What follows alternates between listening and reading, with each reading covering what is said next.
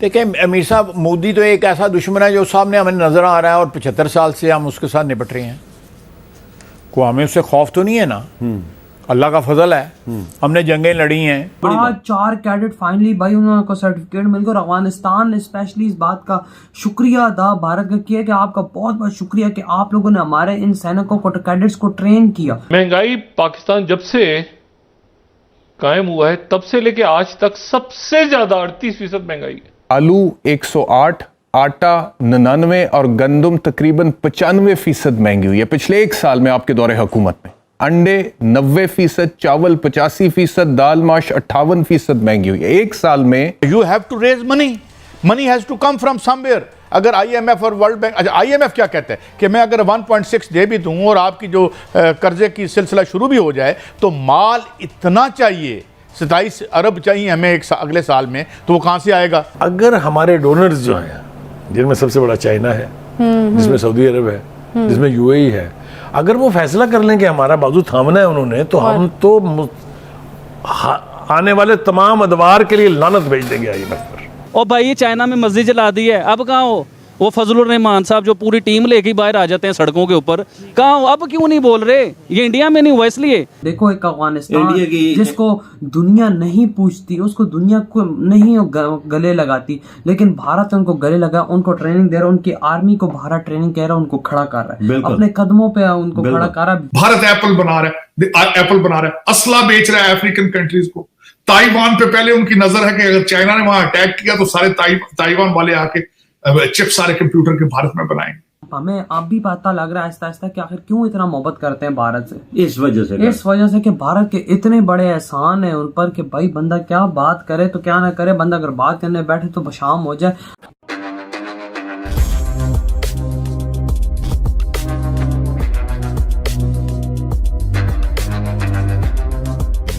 नमस्कार दोस्तों आप सब जानते हैं अफगानिस्तान की आर्मी काफी सालों से भारत में ट्रेनिंग लेते हुए आ रही है, लेकिन अफगानिस्तान में तालिबान का टेक ओवर होने के बाद ये बहुत बड़ा सवाल था कि क्या अफगानिस्तान की आर्मी भारत से ट्रेनिंग लेना कंटिन्यू करेगी या नहीं। लेकिन तालिबान के राज के आने के बाद तालिबान के कमांडर ने सबको चौंकाते हुए कहा था कि भारत अफगानिस्तान आर्मी को ट्रेनिंग प्रोवाइड करे, जिसके बाद भारत ने अफगानिस्तान के लोगों के साथ अपनी मित्रता दिखाते हुए अफगानिस्तान आर्मी को ट्रेनिंग प्रोवाइड की। तो दोस्तों अब 3 साल के कड़े ट्रेनिंग के बाद अफगानिस्तान आर्मी के जवान की ट्रेनिंग पूरी तरह से कंप्लीट हो चुकी है, जिसके बाद अफगानिस्तान के राजदूत ने ट्वीट करते हुए भारत को धन्यवाद कहा और इसके साथ साथ 4 जवानों का इमेजेस को भी शेयर किया जो भारत में ट्रेनिंग के लिए आए हुए थे। तो चलिए दोस्तों इसी पर आगे पाकिस्तानी मीडिया का रिएक्शन देखते हैं। लेकिन खाई साहब, इस वक्त पाकिस्तान के दफा के लिए सबसे बड़ा खतरा क्या है? इमरान खान है या मोदी है या कोई और है? देखिए अमीर साहब, मोदी तो एक ऐसा दुश्मन है जो सामने हमें नजर आ रहा है और 75 साल से हम उसके साथ निपट रहे हैं। को हमें उससे खौफ तो नहीं है ना। अल्लाह का फजल है, हमने जंगें लड़ी हैं। जंगों में जो है वो हमारे शोहदा जो हैं 9 मई में जो कुछ उनके साथ जो है PTI ने के मुजाहिरीन ने जो खर्चा है, इमरान खान ने जो उनको तरबियत दी हुई है या जिस तरह इंसाइट किया हुआ है, या हमारी इंस्टॉलेशंस पे हमला, हमारी इंस्टॉलेशंस पे दुश्मन ने कभी इस तरह हमला नहीं किया, ना उसको हमला करने दिया है हमारी अफवाज ने। हमारी जो डिफेंस फोर्सेस हैं, चाहे वो बर्री हैं, बहरी हैं या हवाई हैं, उन्होंने जिस तरह एक नाकाबिल तस्खीर डिफेंस जो है माजी में किया है मुल्क का, अब अभी 2-3 साल पुरानी बात है ना, अभिनंदन आया था, उसको वापस किया हमने, वो एयरफोर्स के नुकते। हमारी जो दहशतगर्दी की जंग में फ़तह थी वो हमारी अफवाज की फ़तह थी।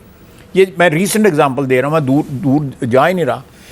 तो इस सूरत हाल में जब हमारी दफाई फोर्सेस जो हैं वो अपना किरदार अदा कर रही हैं, उनको जिस तरह 9 मई के दिन जो है जिस तरह टारगेट किया गया है, तो मैं समझता हूँ कि ख़तरा जो है अब बैरूनी नहीं है, वो तो शनाख्त शुदा ख़तरा है। उसकी शनाख्त आप भी करते हैं, मैं भी करता हूँ, एक बच्चा भी करता है कि ये हमारा आज़री दुश्मन है।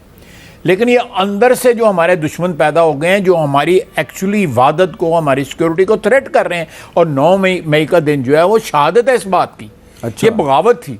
अच्छा, बगावत थी। बिल्कुल, मैंने आज नहीं, मैंने अगले दिन भी आपके प्रोग्राम में कहा है, ये म्यूटनी थी, ये बगावत थी और बगावत नाकाम हुई है।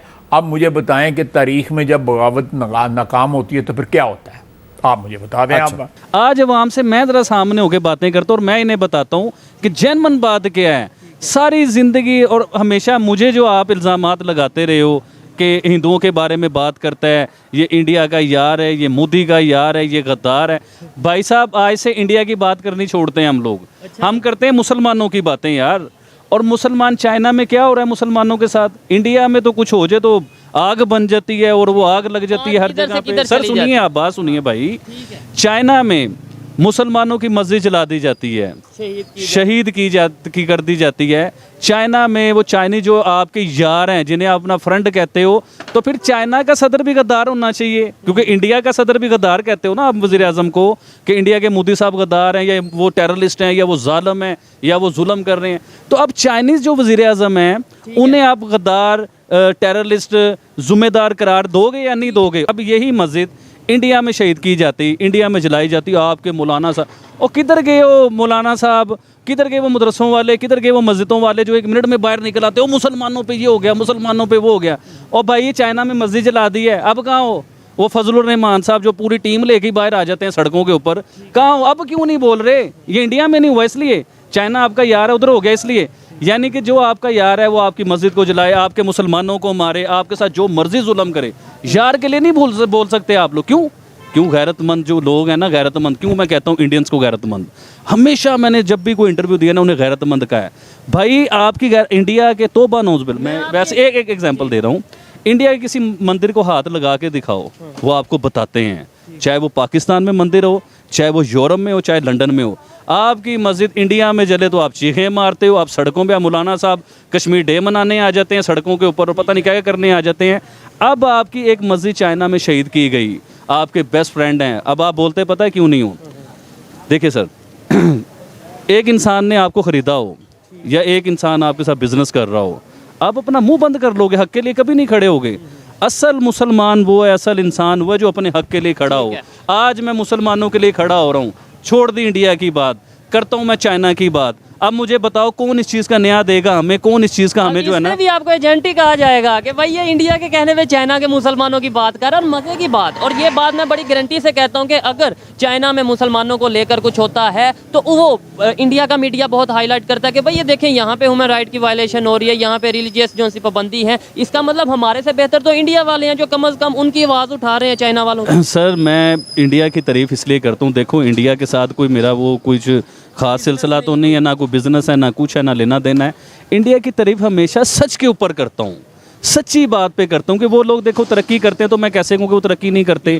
वो लोग, अब हम लोग कहते हैं ना कि इंडिया में ये हो गया, वो हिजाब के ऊपर जो मैंने एक इंटरव्यू में भी बात की थी, वो लड़की खड़ी हुई हिजाब के ऊपर, उसने इंडिया में टॉप किया है, उसी यूनिवर्सिटी में उस लड़की ने टॉप किया है। भाई पक्की बात है, आप सर्च कर सकते हैं। उसी लड़की का आइडिया नहीं, पक्की बात कर रहा हूँ, आप सर्च कर लीजिए। उसी यूनिवर्सिटी में उस लड़की ने टॉप किया है। अगर हम कहते हैं कि इंडियन जो हैं वो बड़े जालिम हैं, मुसलमानों पे जुल्म करते हैं वो लोग, तो वो लड़की कैसे टॉप कर जाती? वो लड़की तो अगवा हो जाती, उसको तो घर से उठा लिया जाता, उसके घर जल जाते। यानी कि इंसानियत के हकूक़ उधर मौजूद हैं भाईजान।